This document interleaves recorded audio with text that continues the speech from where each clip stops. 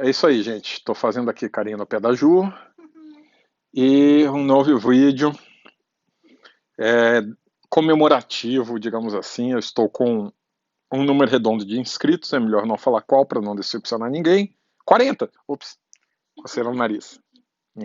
Coceira no nariz, coceira no nariz. E o assunto de hoje é que caiu nas mídias sociais. Hoje começou a bombar, apesar de ser uma notícia que já faz uns 3 dias que deveria estar bombando. Talvez já as minhas mídias sociais sejam lentas no impacto, né? Vacina russa. É, a vacina russa está aí, o Putin começou a liberar já para uso nos médicos da Rússia e com expectativa de fazer o uso em larga escala para outubro, novembro.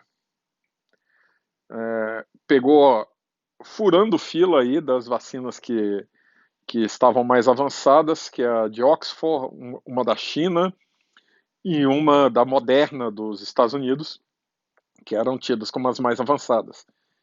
E aí o grande segredo é, ainda são tidas como as mais avançadas, incluindo a russa. Só que o Putin liberou antes do que eles. Então, o questionamento é, e aí? Como é que isso acontece, né? Vamos fazer um parênteses rápido, que eu estou nem aí para ser vacina russa, chinesa, polonesa, tailandesa, sueca. Eu tenho uma certa predileção pela vacina de Oxford por dois motivos só. Primeiro que foi a primeira vacina que eu pessoalmente falei, ah, primeira boa notícia da pandemia, quando saíram os primeiros resultados positivos da fase 2 de Oxford. Então, se a vacina de Oxford for aqui vingar, eu posso dizer I told you, I told you. Mas tem esse ladozinho bobo.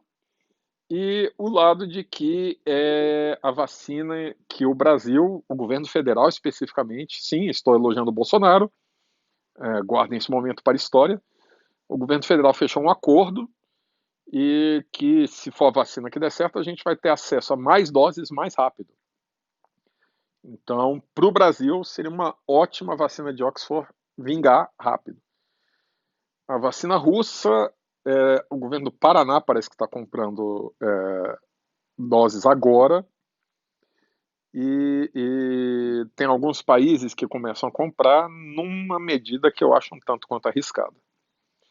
Vamos falar até onde eu li, vamos lembrar que eu não sou biólogo, não sou virologista, não sou médico, eu sou PN, eu sou apenas um cara que lê, e até onde eu li, a vacina russa, ela está na fase 2. Fazer uma explicação bem rápida para leigos. Depois dos testes em célula, dos testes in vitro, as vacinas têm que passar por 3 fases em testes em humanos. A primeira fase é feita em algumas dezenas de humanos, normalmente indivíduos sadios, e é a fase 1, que é a fase de segurança. É para saber se a vacina não gera nenhuma resposta alérgica ou acaba desenvolvendo a doença em si, que pode acontecer. Afinal, muitas das vacinas usam o próprio vírus da doença para gerar resposta imunológica, ou não gera algum problema de saúde, afinal de contas é um fármaco, né? Algum problema de saúde grave, é o teste da segurança da vacina. A fase 2, a fase 1, inclusive, ela é feita dezenas de pessoas e você tem que fazer acompanhamento pelo menos em 2 meses depois de administrada a vacina, para saber se ninguém desenvolve. Gente, é Covid, tá? Não se preocupem. Se ninguém desenvolve uma resposta grave. Meses depois, se você fizer rápido, normalmente anos depois, você vai para a fase 2. Fase 2 você já sai de dezenas de pacientes para centenas ou às vezes milhares de pacientes e você vai testar a resposta imunológica. Você vai administrar a vacina e verificar se o vacinado vai produzir anticorpos, células T e coisas do gênero. Isso também demanda algum tempo, no mínimo, um mês, mas você tem que analisar, idealmente, pelo menos 1 ano, 2 anos, para saber se os anticorpos, se a resposta imunológica é duradoura, que uma coisa é uma vacina que faça com que você produza anticorpos durante 2 meses, e outra que você produza anticorpos para sempre. São duas vacinas muito diferentes. Então, deixa eu tentar beber um chazinho para ver se eu paro de tossir, que a garganta tá ruim. Doritos. Eu comi guacamole com Doritos de janta. Mas é Covid. Essa é a fase 2, testar se tem alguma resposta imunológica. Feito isso, verificado que os pacientes têm resposta imunológica, vão para a fase 3, onde se testa de milhares a dezenas de milhares de pacientes, e aí você tenta fazer com um perfil mais abrangente possível, pessoas, por exemplo, da Covid, pessoas com diabetes, pessoas idosas, pessoas dos grupos de risco incluso, e é a vacina para saber, a fase para saber se a vacina é eficiente, para saber se essa resposta imunológica que foi verificada na fase 2 gera uma imunidade real. Afinal de contas, não basta você ter uma taxa de X anticorpos por ml de sangue, se esses anticorpos impedem que você pegue a doença. E aí é por isso que você vai testar em larga escala para pegar todos os exemplos possíveis, e como você não vai expor ninguém propositalmente ao vírus, você vai testar em larga escala para as pessoas serem naturalmente expostas à doença e com isso verificar quantas delas vão ter uma resposta imune ou não. Todas essas fases incluem os clássicos duplo cego, grupo de controle, partes da metodologia farmacêutica de todo estudo farmacêutico, e esse rigor metodológico sempre faz com que a logística de aplicação disso seja um pouco complicada, então aumenta o período desses testes. O que mundialmente se tem feito para apressar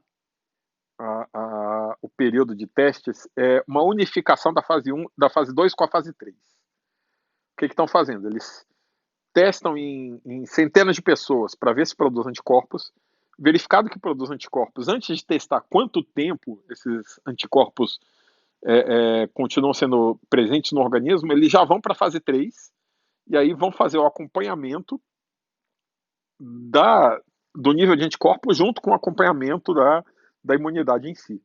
E com isso você queima aí uns 2, 3 anos dos testes, fazendo que a vacina, que a expectativa das vacinas de Oxford, da China, da Moderna, etc., é que estejam prontas no final desse ano e estejam comercializáveis no meio do ano que vem.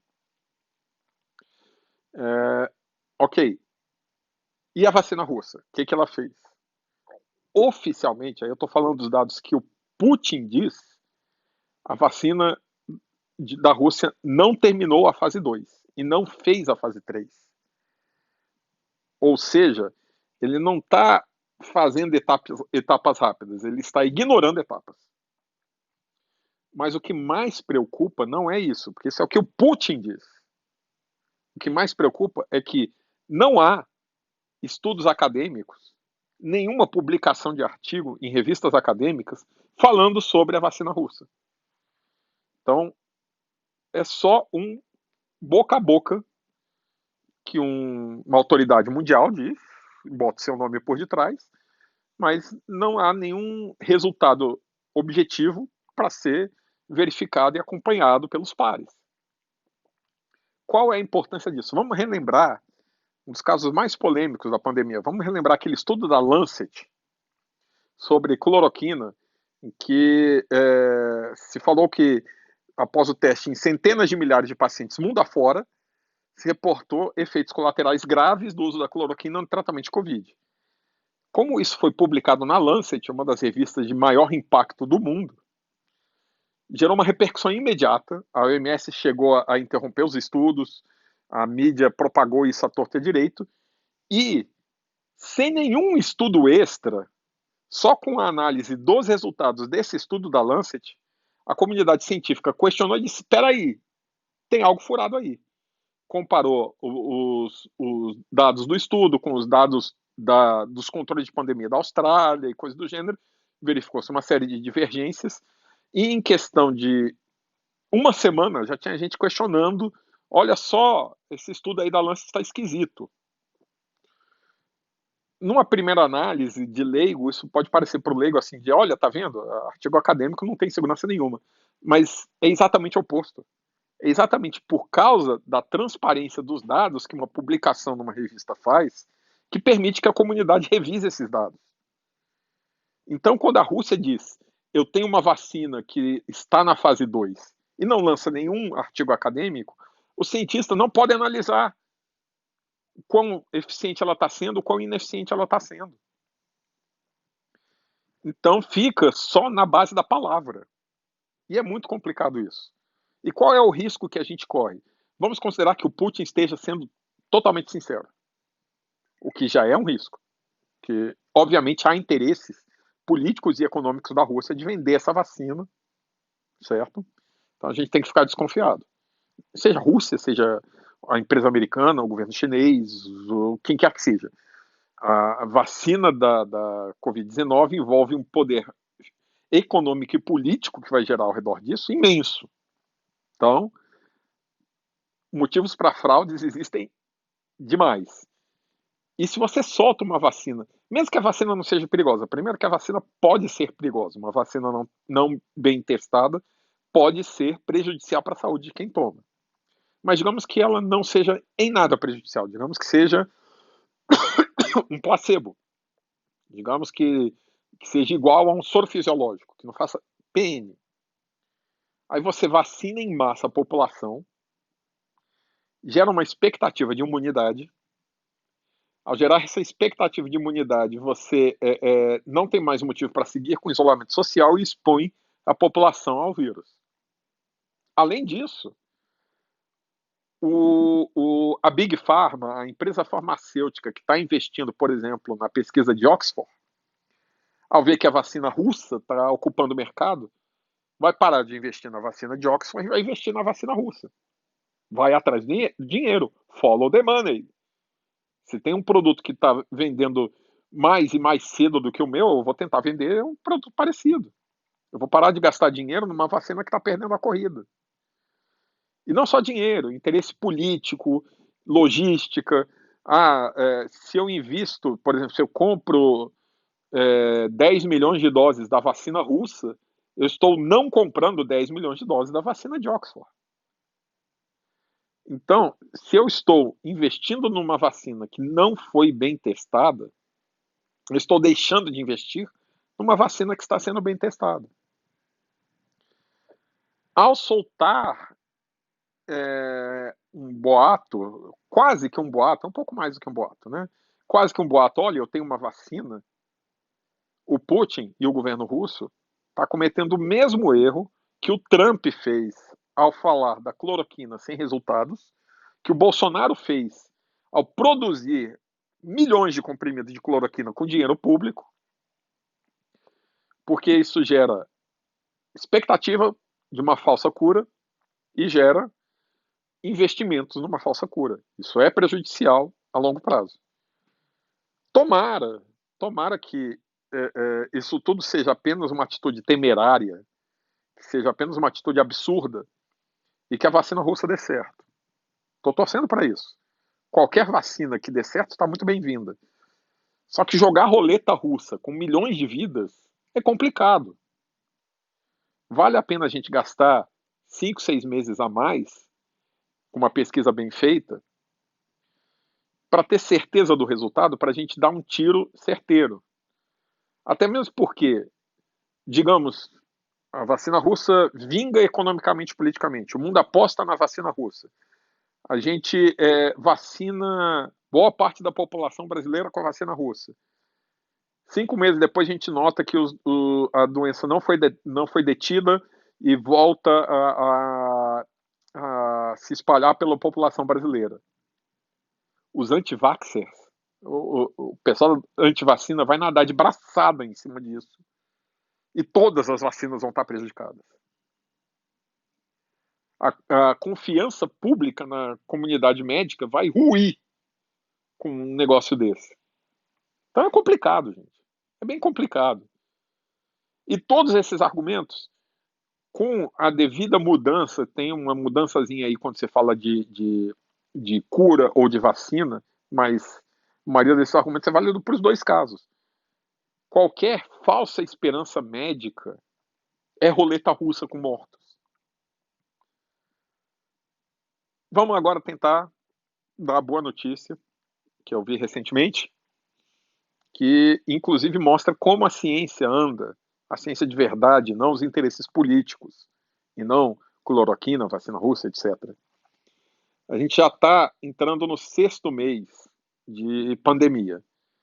E alguns lugares estão lidando com a Covid desde janeiro, fevereiro. Então, 6º, 7º mês ali, onde a comunidade médica internacional está fazendo várias e várias opções de tratamento da Covid. Alguns resultados já apareceram. E, por incrível que pareça, às vezes os resultados vêm de coisas que a gente não pensa, porque o leigo pensa muito na vacina X, no remédio Y, e sim, um remédio para a Covid seria uma notícia excelente, uma vacina para a Covid seria a solução do problema, mas alguns avanços aconteceram em protocolos médicos. Por exemplo, e aí eu estou falando de novo de leitura de um leigo que não é médico, não é biólogo, não é cientista, mas eu vou tentar postar a fonte depois na descrição do vídeo. Por exemplo, o tratamento da posição em que os pacientes intubados em UTI ficam. O quanto tempo eles ficam pronados, de barriga para baixo, no leito de UTI, por exemplo. E o tempo ideal, você tem que sempre fazer uma rotação da posição do corpo, porque um corpo em coma induzido, ele não se move e pode gerar feridas por estar apoiando o peso sempre na mesma posição. Então você tem que ir rotacionando o corpo. Só que a escolha de quanto tempo em qual posição pode influenciar no acúmulo de líquido do pulmão. Então uma coisa que não tem a ver com indústria farmacêutica, não tem a ver com pesquisa científica, isso é uma coisa clínica, resultados clínicos, que interfere na mortalidade. Não é, oh meu Deus, que mudança, você pode sair agora lambendo maçanetas e vasos sanitários por causa dessa mudança, mas é uma mudança que diminui um pouco a letalidade da doença. A ciência ela vai progredindo, gente. 6 meses é tempo de chegar em algumas conclusões. E ainda tem 2 remédios, que o Remdesivir e eu não lembro o nome do corticoide, que parecem estar produzindo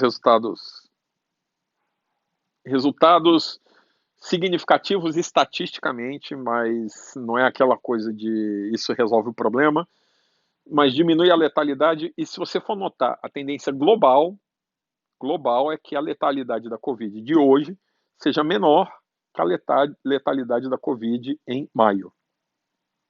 Isso é uma ótima notícia. São resultados que a clínica médica está conseguindo, a pesquisa farmacêutica está conseguindo, e a gente vai avançando. Só que a gente tem que parar de pensar na mentalidade da bala de prata. Ah, a vacina russa vai resolver tudo, a cloroquina vai resolver tudo. E a gente se apoiar com a devida calma, nos protocolos científicos, na comunidade acadêmica, e ouvir eles com calma. Se a maioria dos cientistas estão falando, olha, a vacina russa não é tudo isso, eles devem ter algum motivo. Então, vamos parar de pensar, ah, é russo, eu gosto, ou é russo, eu não gosto. Eu já vi gente falando que tem simpatia pela vacina russa porque a Rússia já foi União Soviética.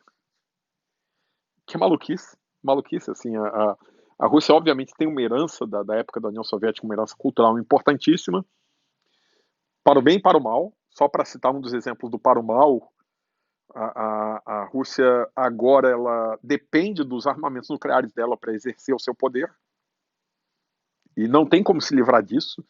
Não vamos ser utópicos e dizer que pode chegar um governo russo e dizer não, eu tenho milhares de ogivas nucleares, mas eu vou ignorar e fazer soft power agora. Obviamente o mundo não funciona assim. Mas vamos parar de olhar simpatia, torcer para Oxford porque é britânica, torcer para a chinesa porque é chinesa, torcer para a russa porque é russa, torcer para a americana porque é americana.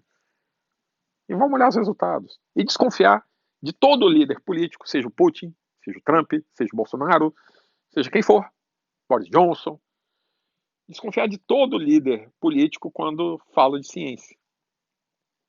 E ouvir os cientistas também. Tá certo? Torcendo para eu estar errado, torcendo para a vacina russa resolver o problema, mas torcendo principalmente que a gente não cometa o erro de atravessar etapas científicas e apostar nisso. Tá certo? Fiquem em casa, façam carinho no pé da Ju e sonhem todos comigo.